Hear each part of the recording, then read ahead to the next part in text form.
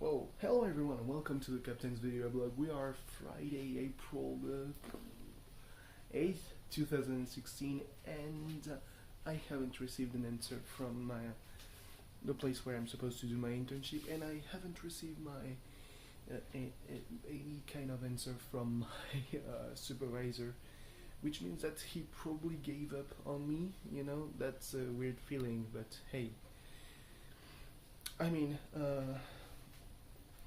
I must actually wake up early later because it's almost 6 in the morning, which means that I'm not gonna get a lot of sleep.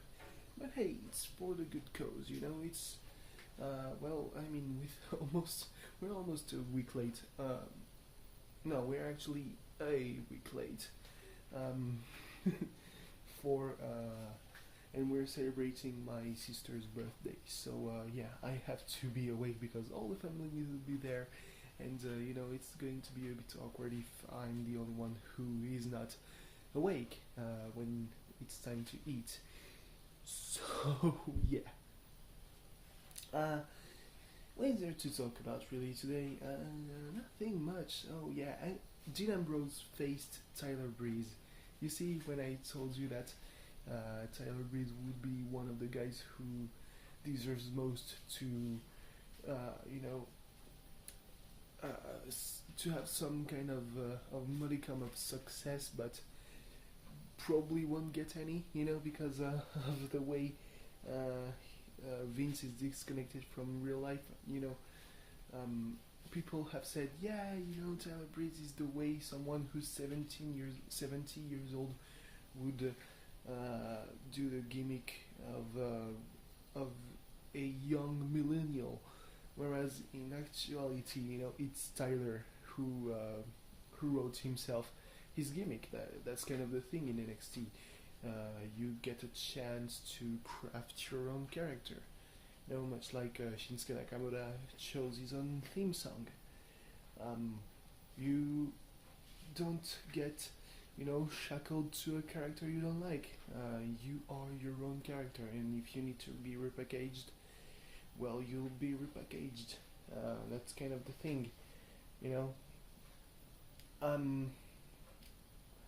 But yeah, in the case of Tyler Breeze, I do think that his character is right. He's been proved to be hella successful in NXT, where the fans would be more demanding, from the wrestlers in terms of kayfabe, even though that's probably the least kind of crowd, the kind of crowd to be least. Kind of, I don't know how to put that. The kind of crowd who would be the least like that man in this old video who's saying it's still real to me, damn it. When he all the business that he probably idolized was revealed, idolized was revealed as being fake as shit, and I mean, if I hadn't gone into wrestling with the thought that nobody actually hates each other, except sometimes they actually do, and it's pretty much, it's very choreographed, even though I mean some spots are heavily choreographed. I would guess that most of the fight is done, quite on the go. That's probably why, well, that's not probably, that's why you see sometimes headlocks and people sitting down, laying down on the floor for so long. They're actually communicating what they're going to do next. That's how wrestling goes. Pro wrestling, but not, and there it goes again, not the actual sport. So apparently, no way, Jose. I have a weird, I have a weird feeling about this dude, and really, the impression he gives off when you see the video that leaked from the live event that was in whatever city in the US. earlier in the week shows that he's going to be Fandango 2.0, but with more of that diversity chic, you know. And that's kind of the way I feel about him. But it's more of what it looks like versus what it is really. People who haven't seen him will say that he's going to crash and burn and that the NXT crowd is going to eat him alive, whereas people who were actually there were saying that he connects actually well. Wrestling wise, he's pretty good. You know, he has some charisma to him, and that he has the dance moves. So yeah, that's kind of a full package. Not a lot of guys in NXT have that kind of thing. You know, like for example, Enzo Amore. I love his trash talking, but wrestling wise, he's not the most. He's not the kind of guy you would say, I'm not sure I want to fight him. You know, he's the brains and Cass is the brawn of Enzo and Cass, even though Enzo is the one who does the finisher. That's pretty much how it goes. But really, the world of wrestling is pretty strange, isn't it? Like, you would believe that most of wrestling fans are rednecks, probably a bit into inbreeding, you know, and yet the most, I would say, the most passionate fans are people who would not step out of their houses and stay all day on the internet and complain about wrestling, and or British people, however you want to take it. Someone criticized, I don't remember who it was, I think it was Superstar Billy Graham, Superstar being his actual nickname, criticized Shane O'Mac jumping off the top of Hell in a Cell. I didn't read everything, but that's what Shane does. You know, I don't think he's going to be awarded the Father of the Year award because he came down the ramp with his sons and then put them in the first row and then jumped to his death. Not literally, but he might have died, you know. That's kind of weird to laugh at that. But yeah, it was a very dangerous spot, obviously. You know, that's kind of his thing, and if you criticize it, then you should have.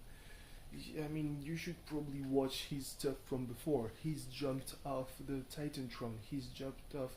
He's done a 50-foot drop, and then he was okay. This guy is crazy, and he takes a lot of bumps that you don't think he should have taken because he's the son of the boss. Who's in that kind of position and would take that kind of bumps, you know, kind of risks. That's kind of strange, and I think that since we're very wrestling oriented in this video weblog, well, I will talk about another bit of the Roman Reigns interview about on the Ring Rust show. I think it was Ring Rust Radio, where he said, "Yeah, I'm gonna stay face. I'm gonna keep doing what I do, even though." Obviously that's some minor changes. Everyone would take that as being another part of his personality that's been exacerbated by the fact that he's now the champ. Being smug prick and all. Even though that's obviously paving the road towards his heel turn. You know, he's saying, and I mean very candidly, like, yes, I'm popular in the house shows and whatnot. That probably doesn't mean shit because the house shows, the WWE title could change hands on both ends of a house show, and it probably wouldn't be recorded in the history of the title. But hey, whatever floats your boat, Roman. So Roman said that, and I mean I agree with him on that, which is pretty weird. But it was probably his better work, to be quite honest. You know, he was this silent monster, this brute, and he said that he felt very good during his time in the Shield, and most of us will agree because he was at his height in the Shield, even though he's been constantly improving wrestling wise and talking wise, even though he's still kind of cringy. But yeah, I mean, I'm not gonna say that I'm better. You've seen me ramble for like probably hours and hours at this point, and I'm still getting yeah. So he said he was pretty much the quarterback. No need for any kind of coordination. He was just there to put a very big dot over the I, pretty much, you know, or the bar on the T. That's kind of his thing, and we wish he would have stayed that way. And he said that, and that's the point where I'm really getting at. The Shield has been very influential. He recognizes it. I mean, that's pretty obvious. Who didn't recognize it? And thinks that one day or another it will have to come back. Even though with his impending heel turn and apparently return of Seth CrossFit Jesus Rollins as a white hot face, that's not gonna be for now, but you know, maybe kind of like evolution, but in the future, but not too far future, you know, when because they're all pretty much the same age, so yeah, this should be good to not wait that long. A Shield reformation would be very much welcome, you know. The Shield versus the Wyatt family was among the better stuff I've seen in WWE in a long time at the time it happened, you know. Since then there's been NXT. There was so much great psychology, and I mean it's been only equaled by one thing. It was the Shield versus Evolution, you know. And now that I'm talking about them, I mean the Shield has always had so much great matches, and it's kind of, you know, heartbreaking that they had to finally be destroyed by the Architect. It's kind of weird when I think about it. When you're talking about a team or a band or a unit, you say the name of the unit and then you use the singular of the verb, and then the rest is plural, because just after the name you imply that it's a unit, so you use it as a singular, but then everything, you know, you come back to pretty much, hey, but there's also several people in that, so you use the plural, and I think that's a pretty strange thing. I think I don't actually think about it when I'm speaking French, because it's kind of automatic. But when I'm speaking English, I'm more, you know, about thinking about it. If that even means anything, you know. I'm actually pretty tired despite sleeping for most of the day, because I've been awake for like 12 hours. So anyway, yeah, thanks for watching. See you tomorrow. Bye bye. You know, emptying my phone at regular or kind of regular cycles helps me, you know, keep track of the weeks that are going. It's not a good thing.